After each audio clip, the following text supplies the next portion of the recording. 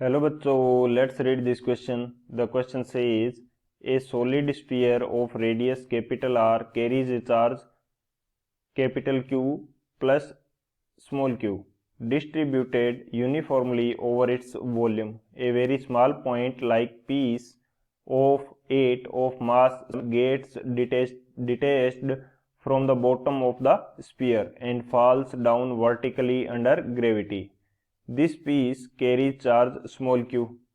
If it acquires a speed v when it has fallen through a vertical height y, then assume the remaining portion to be spherical.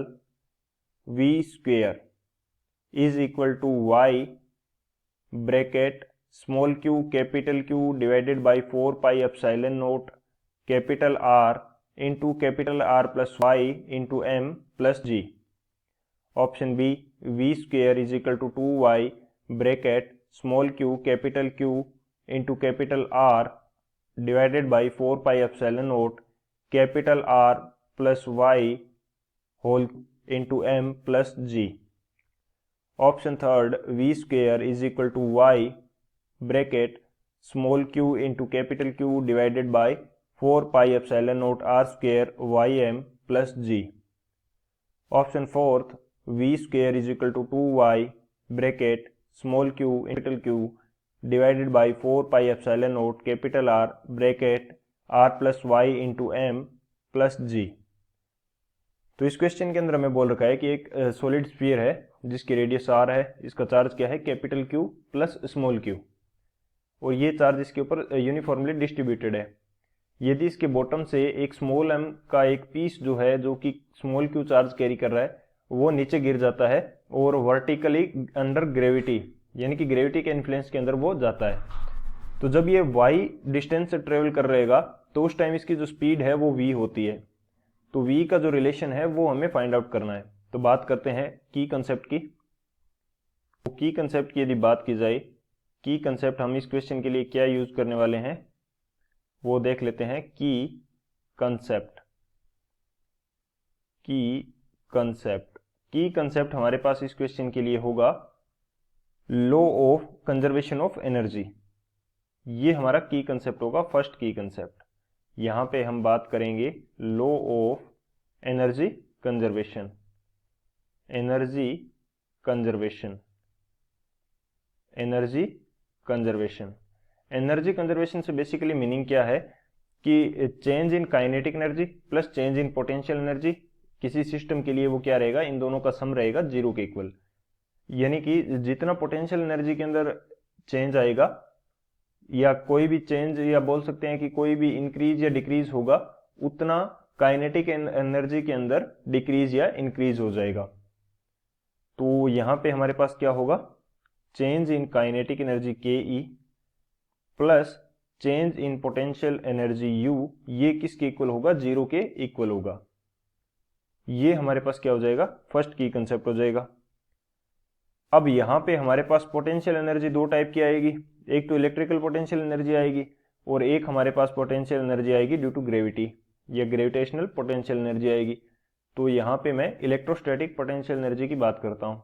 सबसे पहले तो electrostatic potential energy you, electrostatic you की यदि बात की जाए तो ये हमारे पास कितनी होगी, ये वैल्यू रहती है दो चार्जेस के लिए के Q1 Q2 डिवाइडेड बाई उन दोनों चार्जेस के बीच की डिस्टेंस, वो मैं मान लेता हूं कि d है, तो ये क्या आ जाएगा के Q1 Q2 बाई डी।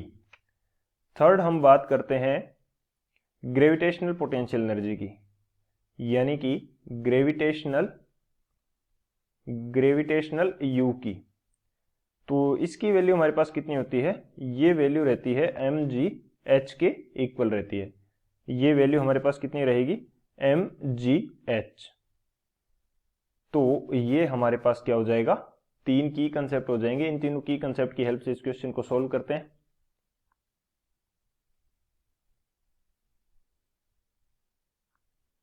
तो हम यहाँ पे बात करते हैं सॉल्यूशन की। सॉल्यूशन हमारे पास क्या होगा, हमें एनर्जी कंजर्वेशन की जो थ्योरम है वो अप्लाई करनी है।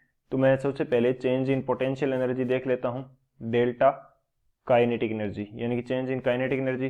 तो काइनेटिक एनर्जी फाइनल हमारे पास क्या हो जाएगी, हाफ एम वी स्क्वेयर, और इनिशियली हमारे पास क्या है, 0 है, क्योंकि ये जो पार्टिकल था हमारा वो स्फीयर के साथ जुड़ा हुआ था।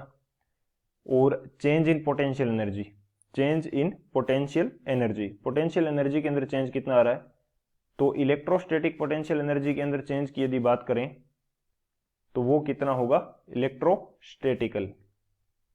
इसके अंदर हमारे पास चेंज कितना होगा, पहले हमारे पास क्या कंडीशन थी, या फाइनल कंडीशन हमारे पास क्या है, फाइनल कंडीशन है कि Q1 की वैल्यू कितनी है Q, और Q2 की वैल्यू कितनी है small q, divided by finally वो किस कंडीशन पे पहुंच जाता है, R प्लस y डिस्टेंस के ऊपर। यानी कि यहाँ पे हमारा स्फीयर था, इससे ये टूट के किसी y डिस्टेंस के ऊपर आ गया, स्मॉल q चार्ज, यहाँ कितना बचा, कैपिटल Q। और पहले कितनी थी, तो माइनस करना पड़ेगा, पहले हमारे पास थी K capital Q small q, ये दोनों चार्जेस यहीं पे थे, यानी कि सेंटर से कितने डिस्टेंस पे थे, R डिस्टेंस पे, तो ये हमारे पास आ गई R।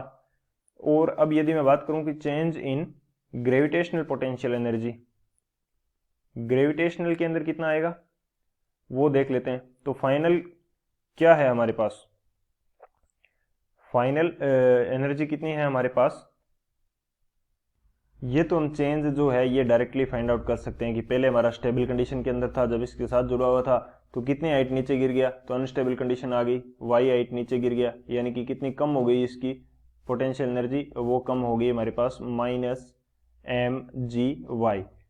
या बोल सकते हैं कि जितनी ज़्यादा हाइट पे होगा उतनी ज़्यादा पोटेंशियल एनर्जी होगी, बाद में ये नीचे गिर गया तो हाइट कम होगी, पोटेंशियल एनर्जी कम होगी, चेंज कितना आया, इतना आ गया वाई हाइट का, पहले r प्लस वाई पे था, बाद में ओनली y पे आ गया, तो चेंज कितना आ गया, y का आ गया, तो -mgy, ये चेंज हो जाएगा ग्रेविटेशनल पोटेंशियल एनर्जी के अंदर। अब मैं अप्लाई कर देता हूँ ये वैल्यू, तो ये वैल्यू मेरे पास कितनी है, हाफ mv स्क्वायर, ये तो हो गया change in kinetic energy, change in potential energy कितना है, plus change in potential energy, ये वैल्यू है मेरे पास k capital Q small q divided by r plus y minus k capital Q small q by r, और change in potential energy due to gravitation वो हमारे पास कितना है, -mgy, और ये वैल्यू किसके इक्वल होनी चाहिए, 0 के इक्वल। तो अब मैं क्या कर देता हूँ कि हाफ एम वी स्क्वेयर को एक साइड रख लेता हूँ, हाफ एम वी स्क्वेयर, इसको मैंने एक साइड रख लिया, बाकी मैं दूसरी साइड ले जाता हूँ, तो यहाँ पे मेरे पास कितना बच जाएगा, mgy, दूसरी साइड आगे पॉजिटिव हो गया, और ये वैल्यू मेरे पास कितनी बच जाएगी, k capital Q small q, ये मैं कॉमन ले लेता हूँ, यहाँ मेरे पास बचेगा 1/r minus 1/r plus y, ये वैल्यू बच गई। तो यहाँ से वी स्क्वेयर की वैल्यू फाइंड आउट कर लेते हैं, जब वी स्क्वेयर की वैल्यू फाइंड आउट करेंगे तो ये वैल्यू हमारे पास आएगी 2 टाइम्स ऑफ y, ब्रैकेट के अंदर हमारे पास क्या आ जाएगा, small q capital Q divided by k की वैल्यू पुट कर देते हैं, k की वैल्यू हमारे पास क्या है 4 पाई एप्सिलॉन नॉट इनटू, यहाँ पे क्या बचेगा, जब एलसीएम ले लेंगे तो ये बचेगा r into r plus y, और यहाँ पे डिवाइड में क्या आ जाएगा, ये जो m है एम वी स्क्वेयर के साथ में, ये m इसके डिवाइड में आ जाएगा, और यहाँ पे कितना बच जाएगा, ये बच जाएगा हमारे पास y, ये क्या बच जाएगा हमारे पास, सॉरी ये क्या बच जाएगा, ये बच जाएगा हमारे पास g, g कहाँ से बचेगा, g ये mg के साथ वाला g जो है वो ये यहाँ पे बच जाएगा, और यहाँ से जब एलसीएम लेंगे r प्लस वाई और r का, तो ऊपर एक y आएगा, वो हमने कॉमन ले लिया पहले ही, तो वी स्क्वेयर का ये रिलेशन आ जाएगा हमारे पास। तो ऑप्शन चेक कर लेते हैं कौन सा ऑप्शन करेक्ट आ रहा है। तो ऑप्शन की यदि बात की जाए तो वो हमारा करेक्ट आ रहा है v square 2y, sorry v square 2y, v square 2y नहीं आएगा, सॉरी चेक कर लेते हैं एक बार फिर से, कोई मिस्टेक तो नहीं हो रही है हमारे से, बिल्कुल वी स्क्वेयर 2y ही तो है हमारे पास, वी स्क्वेयर हाँ 2y ही है, तो कौन सा ऑप्शन आ जाएगा हमारे पास, V square is equal to 2y capital Q small q divided by 4 pi epsilon not r into r plus y into m plus g, जो फोर्थ ऑप्शन है डी वो हमारा करेक्ट आ रहा है। So option D is the final answer. I hope you understood it well. Best of luck. Thank you.